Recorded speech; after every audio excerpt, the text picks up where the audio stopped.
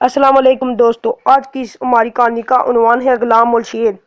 کسی ملک پر ایک ظالم اور جابر بادشاہ حکومت کرتا تھا۔ اس زمانے میں انسان جانوروں کی طرف فروخت ہوتے تھے اور غلاموں پر بہت ظلم ستم ہوتا تھا۔ وہ بادشاہ بھی اپنے غلاموں پر بے حد ظلم کرتا تھا۔ اس کے کئی غلام اس کے ظلم و ستم سے تنگ آ کر بھاگ چکے تھے۔ اسی طرح اس بادشاہ کا ایک غلام جب اپنے آقا کے ظلم و ستم کی تاب نہ لا سکا تو وہ نجات پانے کے لیے جنگل کو بھاگ گیا اور وہاں غار میں چھپ کر زندگی بسر کرنے لگا۔ وہ جنگل کے پھل وغیرہ کھا کر گزر اوقات کاٹ لیتا۔ وہ کبھی کبھی چھوٹا موٹا شکار بھی کر لیتا تھا۔ اس طرح وہ جنگل میں بہت خوش تھا۔ ایک دن غلام کسی شکار کی تلاش میں غار سے نکلا تو دور سے ایک شیر آتا ہوا دکھائی دیا۔ شیر کو دیکھ کر اس کے رونگٹے کھڑے ہو گئے اور وہ بچاؤ کی صورت سوچنے لگا۔ اس نے جب دوبارہ شیر کی طرف دیکھا تو اسے محسوس ہوا کہ شیر لنگڑا کر چل رہا ہے۔ اس نے سوچا کہ ضرور یہ شیر زخمی ہے، اس لیے یہ میرے لیے اس قدر خطرناک نہیں ہو سکتا۔ شیر اس غلام کے قریب آتا گیا۔ وہ آہستہ آہستہ چل رہا تھا۔ وہ اپنا ایک پنجہ زمین پر نہیں لگا سکتا تھا۔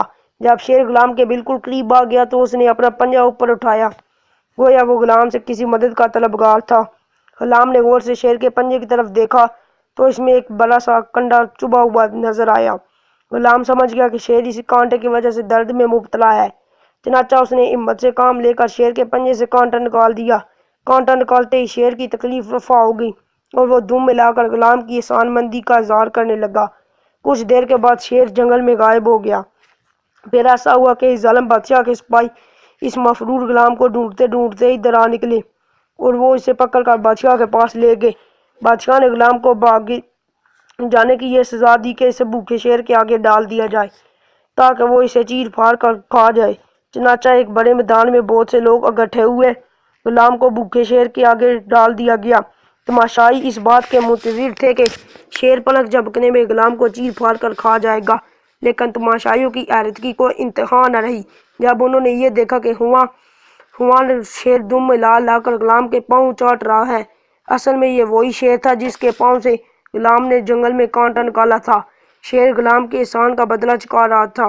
یہ عجیب منظر دیکھ کر ظالم بادشاہ بھی متاثر ہوئے بغیر نہ رہا اور اس نے غلام کو معاف کر دیا۔ تو بچوں، ہمیں اس کہانی سے یہ سبق ملتا ہے کہ احسان کا بدلہ احسان ہوتا ہے۔